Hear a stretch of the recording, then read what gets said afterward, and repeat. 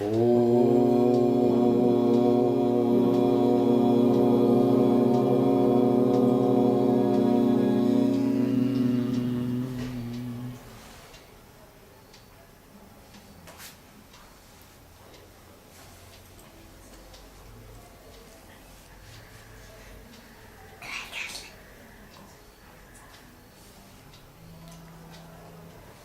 हाँ जी, सूत्र 3 की भूमिका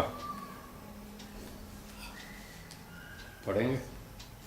हाँ जी। बोलिए। तदवस्थे तदवस्थे चेतसी चेतसि विषय अभावात् विषय अभावात् बुद्धिबोधात्मा बुद्धिबोधात्मा पुरुषः पुरुषः किम स्वभावः किं स्वभावः इति। इति। तो अब कहते हैं तद अवस्थे चेतसी, उस अवस्था वाले चित्त में।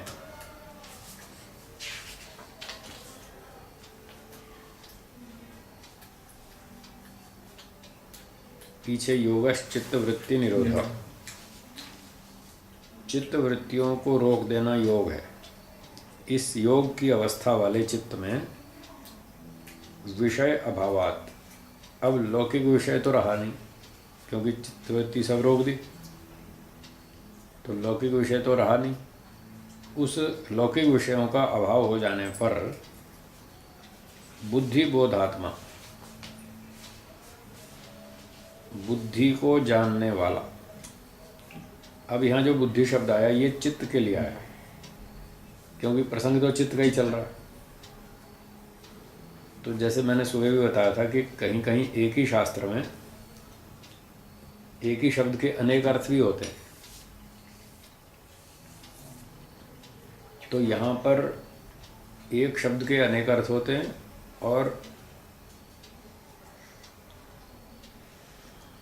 एक वस्तु के लिए अनेक शब्द भी होते हैं। एक अर्थ के लिए अनेक शब्द भी होते हैं अलग अलग। इस पंक्ति में जो बुद्धि शब्द आया ये चित्त के लिए आया, प्रसंग चित्त का चल रहा है। कहीं पर बुद्धि का अर्थ वो निर्णय लेने वाली बुद्धि वो भी होगा और यहाँ पर तो चित्त है।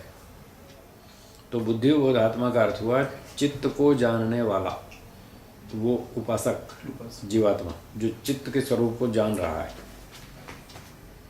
वो आत्मा पुरुष, वो जीवात्मा किम स्वभाव इति, वो किस स्वभाव वाला होता है, यानी जीवात्मा का स्वरूप क्या होता है उस समय। योग की अवस्था में, समाधि की अवस्था में जीवात्मा कैसा होता है, उसका स्वरूप क्या होता है, ये प्रश्न उठाया। तो इसका उत्तर देंगे सूत्र 3। बोलिए। तदा तदा द्रष्टुः द्रष्टुः स्वरूपे स्वरूपे अवस्थानम। अवस्थानं। तो बात ये चल रही है कि जब चित्तवृत्ति निरोध हो जाता है, योग की स्थिति होती है, उस अवस्था में जीवात्मा का स्वरूप कैसा होता है। इस प्रश्न का उत्तर सूत्र 3 में है, अगले सूत्र में। सूत्र बोलिए। तदा तदा द्रष्टुः द्रष्टुः स्वरूपे स्वरूपे अवस्थानम। अवस्थानं। तदा का अर्थ है तब, कब, योग चित्तवृत्ति निरोध होने पर, जब चित्तवृत्ति निरोध हो जाए तब। ठीक, तब क्या होगा। द्रष्टुः, दृष्टा के षष्ठी एकवचन, स्वरूपे, स्वरूप में सप्तमी एकवचनम। तब दृष्टा के स्वरूप में अवस्थानम, स्थिति हो जाती है। किसकी स्थिति हो जाती है। वो उपासक की, जो समाधि लगा रहा था उसकी। तब दृष्टा के स्वरूप में स्थिति हो जाती है।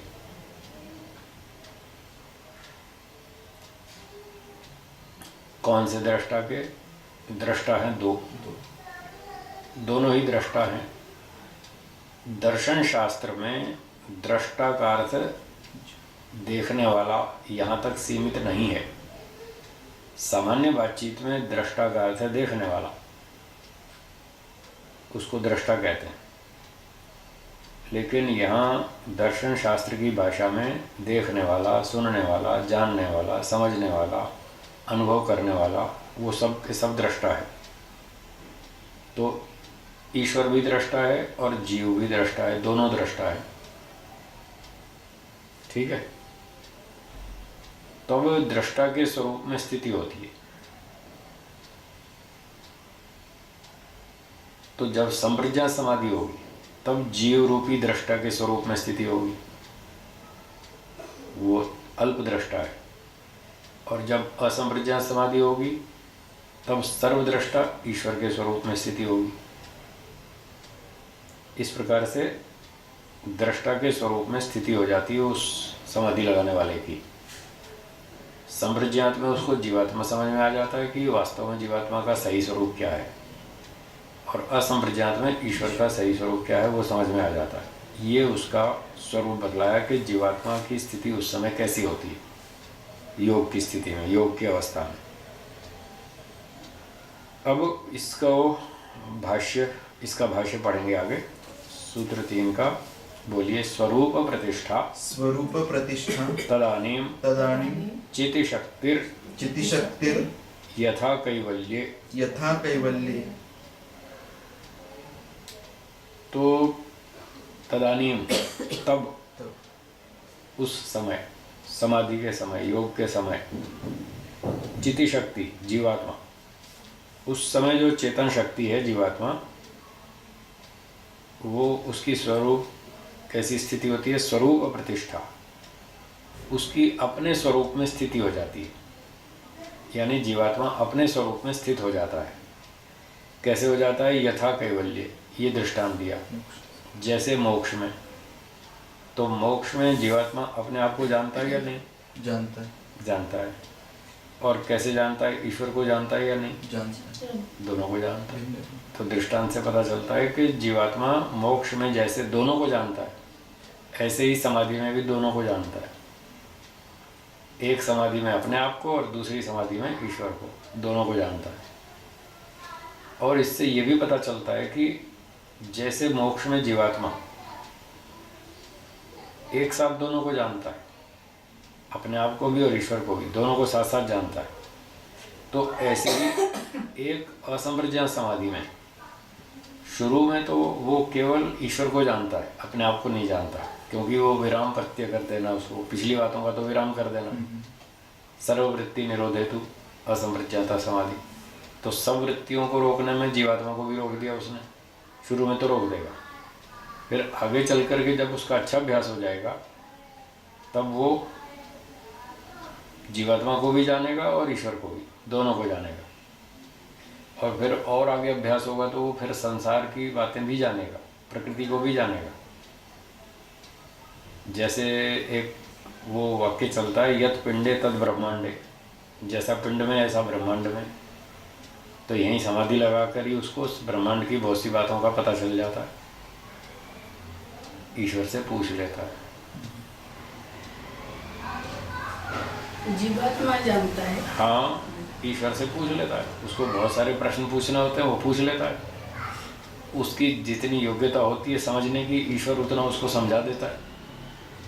सब बातें तो नहीं बताएगा ईश्वर, क्योंकि जैसे मैंने सुबह उदाहरण दिया था, तीसरी कक्षा का विद्यार्थी अगर 10वीं का सवाल पूछेगा तो फिर मैं जवाब नहीं दूंगा, क्योंकि वो उत्तर समझ नहीं सकता।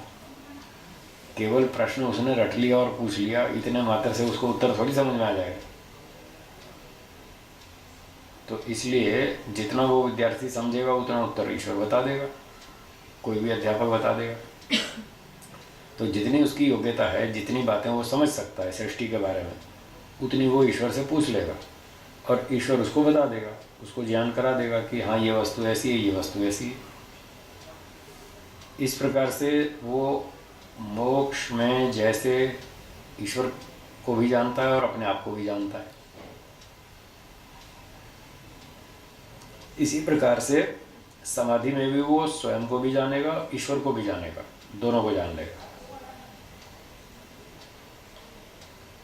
तो ये तीसरे सूत्र का भाष्य पूरा हुआ।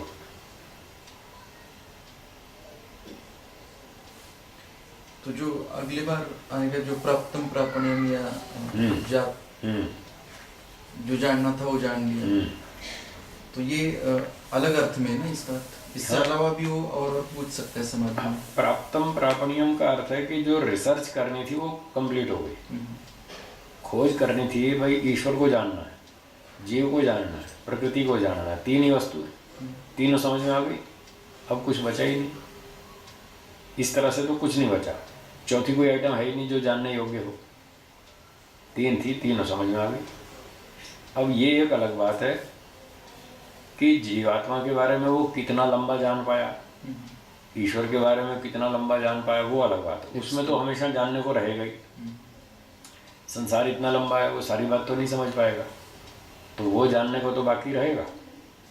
पर जो वस्तुओं का अलग अलग स्वरूप समझना था वो समझ लिया। ईश्वर कैसा है वो समझ में आ गया, जीव कैसा है, प्रकृति कैसी, वो तीनों अलग अलग समझ में आ गया। अब और कुछ ज़्यादा बचा नहीं, और इन तीनों में से भी अंत में ईश्वर है जिसको हमें प्राप्त करना है। तो प्राप्तम प्रापणियम, ईश्वर हमको प्राप्त हो गया, बस उसको प्राप्त करके अर्थात जान करके, अनुभूति करके या उसके आसपास पहुंच के अब व्यक्ति को संतोष हो जाएगा। बस अब कोई ज़्यादा काम बचा नहीं है, अब जो करना था कर लिया, अब और कोई ज़्यादा भागदौड़ करने की आवश्यकता नहीं, ऐसा उसको अनुभव हो। ये है प्राप्तम प्रापणियम। एक व्यक्ति को पहुंचना है चौराहे पर, और अभी वो 100 मीटर दूर है। दूर से उसने देखा, हाँ वो आ गया चौराहा, बस बस मिल गया, जो चाहिए था मिल गया। है थोड़ी दूर, लेकिन उसको अब दिख रहा है कि हाँ बस बस पहुंच गया, हम पहुंच गए। ऐसे ही ईश्वर उसके अब आस पास पहुँच गया, वो ईश्वर के पास पहुंच गया, उसको अब समझ में आ गया, बस कर लिया जो करना था, अब और कुछ नहीं करना। इस तरह से उसका सूत्र 4 की भूमिका। व्युत्थान चित्ते व्युत्थान चित्ते तु सति तु सति तथापि तथापि भवन्ति भवन्ति न तथा। न तथा।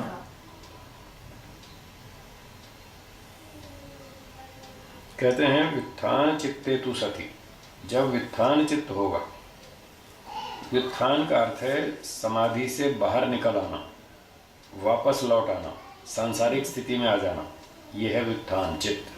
चित्त की जब वापस नीचे वाली स्थिति आ जाए, समाधि से बाहर आ गए, सामान्य व्यवहार की स्थिति में पहुंच गए, तो ऐसी स्थिति होने पर तो तथापि भवन्ति, वो जो चिति शक्ति थी जीवात्मा, वैसी होती हुई भी न तथा, वैसी नहीं होती, वैसी होती हुई भी वैसी नहीं होती। क्या मतलब? बता था चिति शक्ति का परिणामी नहीं, तो चाहे समाधि में हो चाहे बिना समाधि में हो, अपरिणामी तो हमेशा ही रहेगा। उसमें गलना सड़ना वो तो प्रक्रिया आती ही नहीं कभी भी, क्योंकि वो संघात रूप वस्तु नहीं है, बनी हुई चीज नहीं है, तो इसलिए वो वैसी की वैसी रहती हुई भी,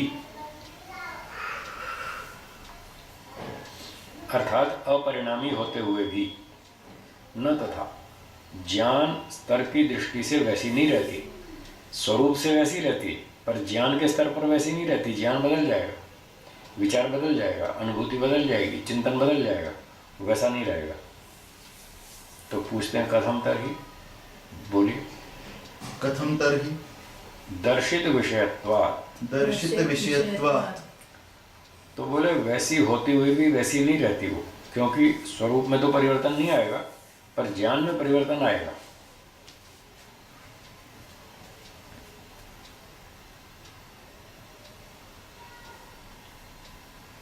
ज्ञान में परिवर्तन आएगा। ज्ञान तो उसका अनित्य है, वो तो सीख रखा है। अब सीख सीख करके उसने ज्ञान का प्रयोग किया तो समाधि में पहुंच गया, तो समाधि में ज्ञान का अच्छा ऊंचा स्तर है, इसलिए उसको वहाँ ठीक ठीक अनुभव होगा। जो वस्तु जैसी है वैसी समझ में आएगी, ईश्वर कैसा, जीव कैसा, प्रकृति कैसी, सब समझ में आएगा। परंतु क्योंकि वो जब उस समाधि से बाहर आ जाएगा व्यक्ति, तो ज्ञान बदल जाएगा, और क्योंकि उसको विषय दिखाए जाते हैं, दर्शित विषयत्वात्, क्योंकि उसको विषय सारे दिन दिखाए जाते रहते हैं, तो फिर उसका स्तर नीचे आ जाएगा, लौकिक स्तर पर उसका नीचे, व्यवहार में उसका स्तर नीचे आ जाएगा। और ये भी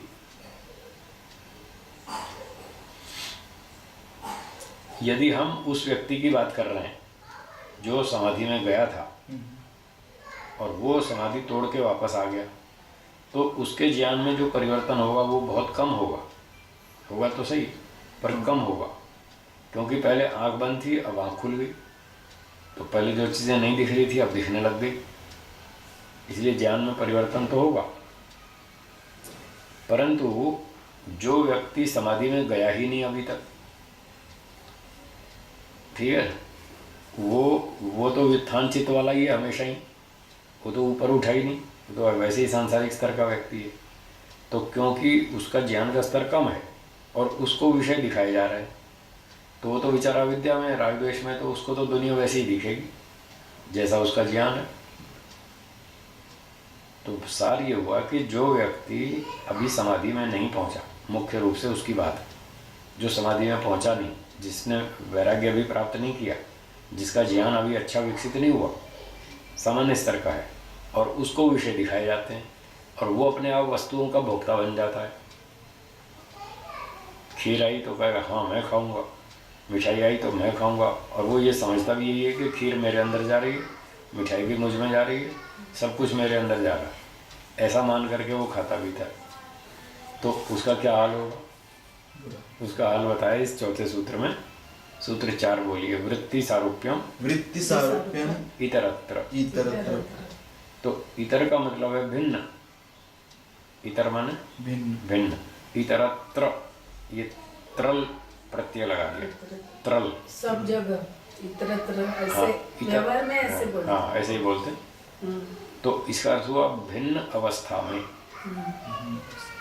अत्र यत्र तत्र सर्वत्र ऐसे बोलते हैं ना।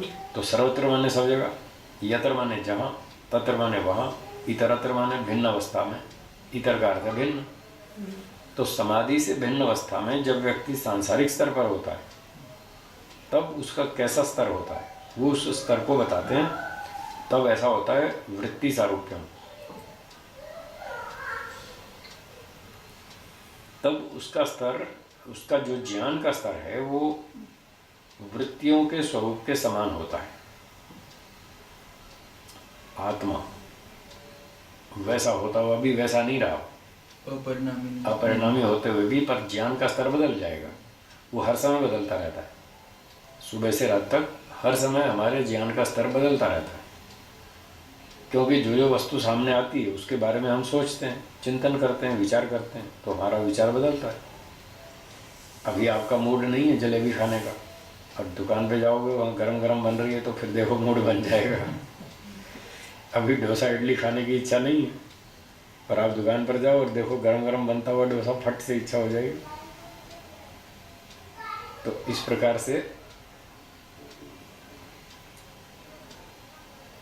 उसका ज्ञान का स्तर बदलता है। तो कहते हैं इतरत्र, जब वो समाधि प्राप्त नहीं करता, कोई व्यक्ति योगाभ्यास नहीं करता, उसको रुचि नहीं है, इच्छा नहीं है, समय नहीं है, कोई भी कारण है, कोई भी बहाना है, तो उसका फिर क्या होगा? वृत्ति सारूप्यम हो जाएगा, उसका ये परिणाम आएगा। इसका मतलब है कि वो अपने स्वरूप में और वृत्ति के स्वरूप में कोई अंतर नहीं समझेगा, वो दोनों को एक ही चीज मानेगा, वृत्ति को और अपने आत्मस्वरूप को, दोनों को एक ही मान लेगा। कैसे मानेगा? भाष्य में पढ़ेंगे। व्युत्थाने याः चित्तवृत्तयः तद अविशिष्ट वृत्तिः पुरुषः। तो कहते हैं व्युत्थान में जो चित्त वृत्तियां होती हैं, व्युत्थान अवस्था में जो मन में विचार उठते रहते हैं, तद अविशिष्ट वृत्ति ही पुरुषः, जो जीवात्मा है पुरुष, वो उसके समान वृत्ति वाला ही होता है, उससे कोई अलग स्वरूप उसका नहीं होता, दोनों को वो एक ही मानता है। आगे आएगी अभी भाष्य में। तो इसका मतलब ये हुआ कि जो लोग योगाभ्यास नहीं करते तो उनका तो हमेशा वृत्ति सारूप्यम ही रहता है, वही रहता है उनका, चाहे वो रोगी हो या स्वस्थ हो, उनका तो वही रहता है वृत्ति सारूप्यम। योगाभ्यास तो करते नहीं। अब जैसे एक व्यक्ति का व्यापारी था और उसका सामान उसने भेजा बिक्री के लिए विदेश में, कंसाइनमेंट, और 50 लाख का माल था, समुद्री जहाज से भेज दिया। अब वहाँ क्या हुआ, समुद्र में तूफान आ गया और समुद्र में जहाज डूब गया और 50 लाख का माल भी डूब गया और बीमा कराया नहीं था थोड़े स्वार्थ लोगों के कारण। क्या बीमा कराना, ऐसे ही चला जाएगा। तो समुद्र में जब जहाज डूब गया, सामान भी डूब गया। अब उसको पता चला कि मेरा तो सामान डूब गया, हाय हाय मैं तो मर गया, मैं तो लूट गया, मैं तो बर्बाद हो गया। अब देखिए वो क्या बोलता, मैं लूट गया, मैं बर्बाद हो गया, मेरा 50 लाख का नुकसान हो गया। अब वो 50 लाख तो वापस आएगा नहीं, इसलिए वो रोना धोना शुरू करता है कि हाय मैं लूट गया, हाय मैं मर गया। तो अब मैं कौन हूँ, आत्मा या रुपया? आत्मा। मैं तो हूँ आत्मा। और 50 लाख का जो नुकसान हुआ, सामान डूब गया समुद्र में, उस 50 लाख के नुकसान से, सामान डूब जाने से क्या आत्मा कट गया? नहीं। आत्मा का 10% हिस्सा कट गया? नहीं कटा ना। बस उसको वो अलग अलग नहीं दिखता कि पैसा डूबा है, संपत्ति डूबी, सामान डूबा, मैं आत्मा हूँ, मैं ठीक ठाक हूँ, मैं सुरक्षित हूँ, ये उसको समझ में नहीं आता। तो इसलिए कहते हैं कि व्युत्थान अवस्था में जो वृत्तियां होती हैं चित्त की, उन्हीं के समान वृत्ति वाला पुरुष होता है। भाष्य इसका पढ़ा नहीं पढ़ा? व्युत्थान याश चित्त पढ़ा ना? हाँ, तो इसका अर्थ ये है कि व्युत्थान काल में, सामान्य अवस्था में जो चित्तवृत्तियां होती हैं, तद अविशिष्ट वृत्ति पुरुषा, उसके समान वृत्ति वाला ही पुरुष होता है। तो पुरुष अर्थात जीवात्मा, वो वृत्ति के स्वरूप में और अपने आत्मा के स्वरूप में भेद नहीं समझता।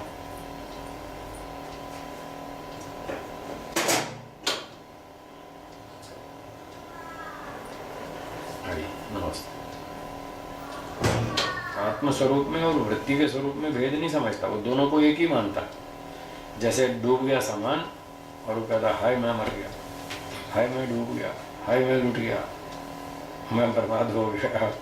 तो वृत्ति के स्वरूप में और अपने स्वरूप में अंतर नहीं समझ रहा, वृत्ति के स्वरूप को ही अपना स्वरूप समझ रहा है।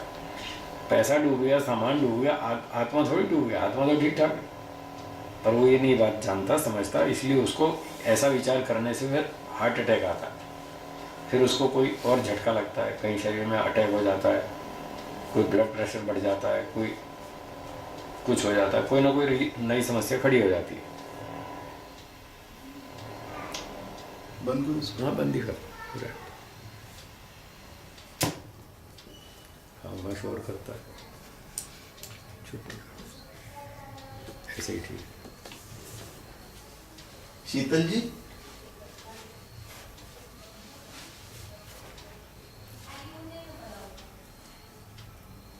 वृत्ति सारूप नहीं समझ में आ गया।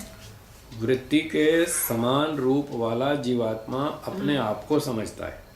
समान रूप वाला है। हाँ, मतलब वृत्ति में और अपने आत्मा के रूप में कोई फर्क नहीं समझता, दोनों को, हाँ दोनों को एक ही मानता जीवात्मा। अच्छा। जैसे अभी बताया था चित्ती शक्ति अपरिणामिनी, हाँ। वो तो अपरिणामी है, उसका हाँ। कुछ घटता नहीं, बढ़ता नहीं, बिगड़ता नहीं, हाँ। वो तो वैसे ही रहता है हमेशा। जैसे 100 ग्राम कोई मिठाई खाए या 1 किलो मिठाई खाए, आत्मा में तो जाएगी नहीं जाएगी, 1 मिलीग्राम भी नहीं जाएगी, नहीं। तो उसका तो कोई स्वरूप बिगड़ा नहीं। चाहे मिठाई खाओ, चाहे भूखे मरो, चाहे शक्ति घट जाए शरीर की, चाहे जो भी होता रहे, शरीर की शक्ति घट जाएगी, शरीर बूढ़ा हो जाएगा, शरीर जल जाएगा, कट जाएगा, टूट जाएगा, मर जाएगा, आत्मा नहीं मरेगा, आत्मा यूं का यूं सुरक्षित रहेगा। सच्चाई तो ये है। ये तो सच है। लेकिन ये तत्व अब ज्ञान, ये तो है तत्व ज्ञान।